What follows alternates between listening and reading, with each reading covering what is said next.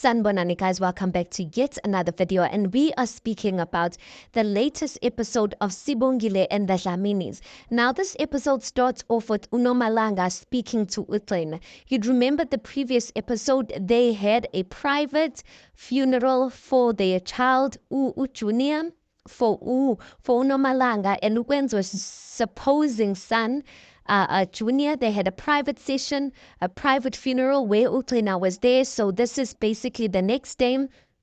And Unoma's basically saying to Utlina that you're talking about how broken Ukwenzo is and how she feels that it's all of her fault.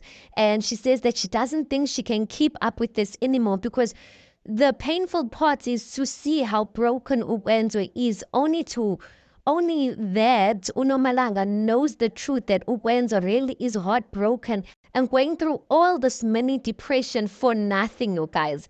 Anyway, niyamazi ke uTlina. Tlina comforts Unoma by saying that, it's not like that. Use this opportunity to get closer to him. That was the aim from the beginning. That, the reason why we started this whole thing of fake pregnancy, of even the marriage, you guys, is because she wanted to get closer, or actually the pregnancy. She wanted to get closer to Ukwenzo because she could see that she could not lock him down. He was very much into uSibongile. And then we see a scene where uPhetheni, guys, is coming from the casino. Remember her and Umganake that she met at the casino. They were having drinks. Now it looks like they are leaving the casino at the AMs or in the AMs. And then she meets up with uSamke. Now uSamke is Baby Tsele. Is Baby Tsele the new character? We don't know yet ukuthi bazana kanjani, but it looks like uPhetheni has history with uSamke. uSamke is like, trying to, trying to be warm to uPhetheni, saying ukuthi mngani, like it's been a long time, like give me a hug. But you can see ukuthi Phetheni doesn't want anything to do with uSamke, even though uSamke is trying to get close to her. Now there's similarities between uDeliwe and uSamke, which is that these women, which is uSamke and uDeliwe, they seem to have a money problem. uSamke was at the casino performing, but it looks like they were underpaying her. They did not pay her the amount of money that they agreed on. So I don't know if she's going to be using the very same tactics as uDeliwe, but trying to manipulate uPhetheni to give her money so she can keep her secret or keep her past in private. But uSamke does seem a bit different. She does seem a bit sincere. She doesn't have crook attitude like uDeliwe. But because uSamke looks like she's going through money issues, you never know what a person's willing to do to secure the bag, you guys. Then we see again uPhetheni, she's sleeping in the car, she's waking up unomganakhe. When she wakes up, guys, it looks like uPhetheni does not remember anything. She wakes up umganakhe, she's like, hey, where now? What do you want in my car? Who are you? Like, all of that. This girl or this woman, Mega Vuga, she's like, Chomi. And then uPhetheni's like, Chomi yani, like, yeah, nonsense. That is Phetheni's favorite word at the moment, nonsense. So she ushers the girl out of her car because she doesn't remember her, and then she heads home. Mind you guys, it's the AM. She has not been home the whole night. She gets home, she's still carrying her wine. She walks into the house. When she walks into the house, Jengaye is in the lounge. Jengaye is like, you have not been home the whole night. Don't. She's like, oh yeah, she tries to pour herself a glass of wine. Jengaye tries to pull away the wine glass and basically tries to prevent her from drinking. Now they are fighting over the glass and over the wine. Phetheni wants to drink. Jengaye is like, go and sleep, go and get the rest. Now Phetheni is making noise in the house, and then Wenzeni ends up coming out.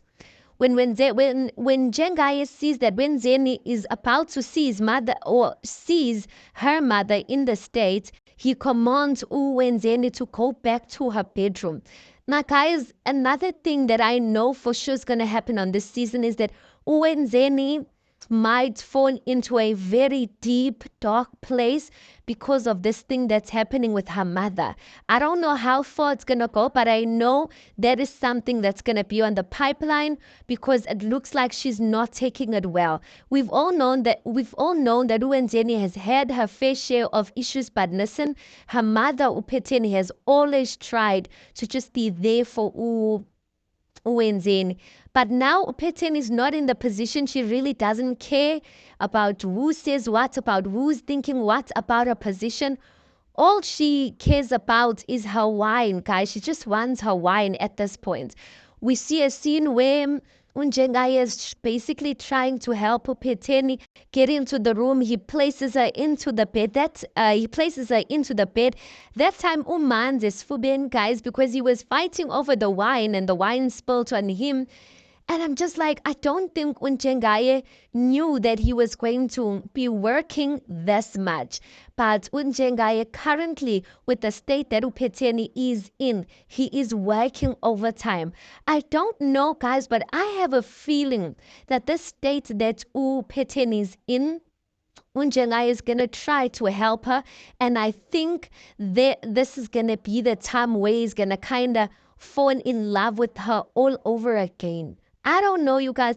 I just have that feeling because right now at the moment, uPhetheni, the only person who's really trying to be there and trying to help her, even though he's the one who caused all of this, is uNjengaya.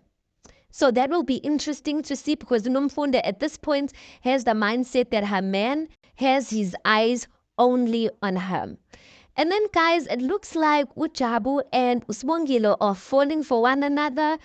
It looks like we see a scene where uSibongile is speaking with her roommate uZama, telling her about the day that she had with uJabu. Jabu took her to the beach to relax her, and they enjoyed their time there. So it really looks like they are falling for one another. They are spending more time with one another. But we all know, guys, that one's not gonna go well because uJabu and uGwenzo are getting close as well. And then we see another scene where uNoma is speaking to uGwenzo and basically saying that what has been on her mind is that she is thinking of trying for baby number 2 in inverted commas because we know that baby number 1 did not exist. So she is now trying to convince uGwenzo to try for baby number 2. She says she thinks it will be a good thing for them. And uGwenzo, guys, he's so surprised and he doesn't even know what to say. At this point, I kind of feel sorry for him because I'm just like, it seems like he's just a puppet nje. And I don't know if he's going to agree. I have a feeling that he might agree just because he feels responsible for the miscarriage. But there might be the thing of infertility with uNoma. I just don't think she's going to fall pregnant as easily nje kanjalo and replace uSponge nje kanjalo. And that's how the episode ends, you guys. We'll see next week of what gets to go on with Phetheni, with if uGwenzo gets to agree with uJabu and uSibongile, because uSibongile does look like she is heeding to the hymns and leading to what do I call it? She's heeding to uJabu's emotions and Jabu's lead to them having something special together. Anyway, guys, tell me what you think about this. Please do make sure you like the video. Please do subscribe. It is absolutely for free of charge, and I'll see you guys on the next one.